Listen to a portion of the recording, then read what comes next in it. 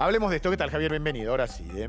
¿Qué pensás que va a ocurrir con la oferta argentina a los bonistas? Desde mi punto de vista y en lo estrictamente técnico, Argentina no está en condiciones de hacer ninguna oferta seria. La deuda se paga con superávit primario y con crecimiento. La economía argentina no crece desde el año 2011. En términos per cápita estamos abajo del 2007, es decir, es una economía en franca decadencia. Y como si todo eso fuera poco, el resultado primario bien medido que dejó el macrismo no fue negativo en 0,6% del PBI, sino que en realidad fue negativo en 3 puntos del PBI. Porque ahí había libramientos sin pagos. Es como que decir, Mendes, yo te tenía que pagar y no te pagué, pasé la factura al otro año y digo, en el 2019 mi número me mejoraron. No. Y además hubo licuación de partidas. ¿Por qué? Porque hubo inflación, digamos, las partidas no se ajustaron instantáneamente. Entonces, cuando medís bien, el macrismo dejó un déficit primario de 3 puntos del PBI. Entonces, la realidad es que además el paquete fiscal que están mandando sería un déficit adicional de 2 puntos más, o sea, un déficit de 5 puntos del PBI. Y además no hay voluntad de pagar. ¿Por qué? Porque si vos no querés ajustar, si vos no querés hacer el ajuste, ¿con qué vas a pagar? Entonces, en ese contexto, ya digamos Argentina con la presentación que hace y lo que declara, no está en condiciones de hacer una oferta seria. Primer punto. Segundo punto. A ver, un poquitito ahí. El contexto de lo que nos está pasando, no nosotros, al mundo entero, la pandemia, las economías que se caen, ¿no le da una posibilidad mayor de poder sacar una negociación positiva? No. ¿No? No, porque la pregunta es, de vuelta, ¿cuánto crees que tiene? A ver, países que le pegaron muchísimo. A ver, el caso de China. ¿Cuánto tiene el riesgo país China? Menos de 300. Nosotros 4.000. Nosotros tenemos 4.000, ayer llegamos a 4.011. Creo. Sí, pero 4.000 en el promedio. Cuando vos tomás los bonos cortos de Argentina, el riesgo país es 60.000. ¿Ok? Tío, Estados Unidos también tiene un problema grande, digamos, o sea, tiene tasa cero. Te das cuenta que no ese es el problema en el mundo. El problema de Argentina es que es un defolteador serial. El problema de Argentina es que la corporación política es una máquina de gastar, no está dispuesta a resignar de ninguno de sus privilegios, por ende no tenemos capacidad de pago. Es más, les voy a dar algo todavía. ¿De qué privilegios cree usted que deberíamos resignar? Por ejemplo, digamos, lo que es directamente el robo. Hay la corrupción. Sí, digamos, en Argentina se roban 5 puntos del PBI. Hay un informe del Banco Interamericano de Desarrollo que no son las preferencias Milei-Giacomini, son bastante más laxos en estas definiciones. Y fíjate, ¿Estás volviendo a lo que dijo Barrio Nuevo en su momento? Que hay que dejar de robar. Sí, bueno, pero debería ser permanente, no transitoria. Entonces, no 20 años, como dijo. Claro, entonces, por ejemplo, vos tenés que... Hacen un estudio de la ineficiencia técnica del gasto público. La peor región del mundo es América Latina con 4,4% del PBI. Sí. Argentina tiene 7,2%, o sea, somos un desastre, somos los peores, pero además hay un rubro que se llama filtraciones. ¿Te huele? Filtraciones. Filtraciones es, esto está haciendo choreo, así, choreo. Sí. 5 puntos del PBI. O sea, además, fíjate esto, el gasto de funcionamiento del Estado históricamente en Argentina era 5,5% del PBI y a partir del segundo gobierno de Cristina Fernández de Kirchner subió a 7,5%.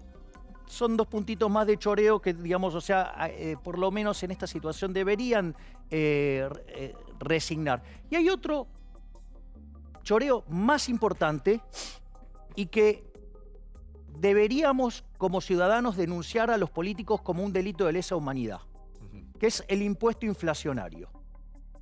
A ver, Argentina tiene más o menos demanda de dinero por 10 puntos del PBI, supongamos, ¿no? Sí. La inflación es 50%. Quiere decir que nos van a estar sacando 5 puntos del PBI en materia de impuesto inflacionario.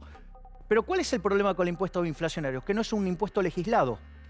Es decir, es directamente un robo. Es decir, te están cobrando impuestos, sí, que es el impuesto inflacionario, que es como se te derrite el valor de los pesos que tenés en el bolsillo, y eso, digamos, constituye un delito. Ahora, sí. Javi, está buenísimo todo lo que vos decís, pero digo, para la gente que nos está mirando, ¿Cómo hace para llegar hoy a fin de mes? ¿Cómo hacemos con la pyme que está cerrada y que no abre desde el 20? ¿Cómo deberían hacer para pagarle claro, los sueldos? Claro, porque la verdad que y- preocupa y mucho. Y ayer veía algo que viene sucediendo, por ejemplo, en los colegios privados, ¿no? Los padres que tienen chicos de 3 y 4 años que estaban mandando a sus a sus hijos a una guardería, dejaron de pagar porque dice, ¿qué voy a estar pagando? ¿6 meses? ¿Para qué? Pero pará, eso no es lo mismo que lo que le pasa a la Argentina. Si vos tenés gente que se te puede morir y tenés que pagarle a un bonista que está sobrevolando en el mundo a ver a quién le puede invocar y comprar un papel para después especular.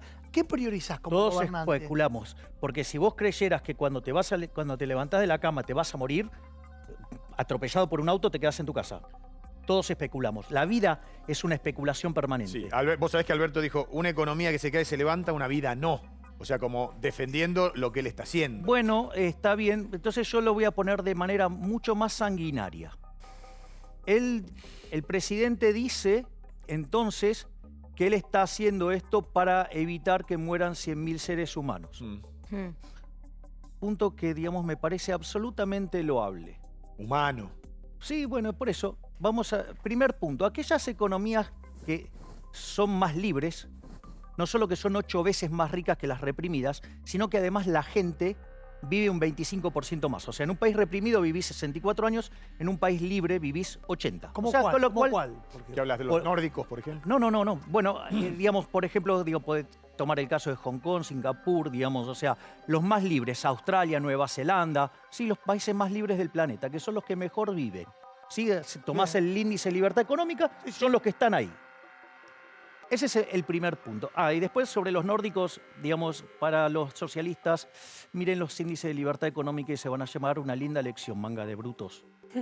Punto, digo, no podía dejar de hacer parroquiales. La palabra socialismo le causa cierta claro, no podía Dice dejar de que te hacer causa urticaria la palabra socialismo. Los conocí. Y claro, obvio, un sistema que fue un fracaso en lo económico, lo social, en lo cultural y además asesinó a 150 millones de seres humanos, a alguien debería molestarle. A mí, por ejemplo, me molesta. Javi, pero, ¿te puedo pero quiero volver al... Sí.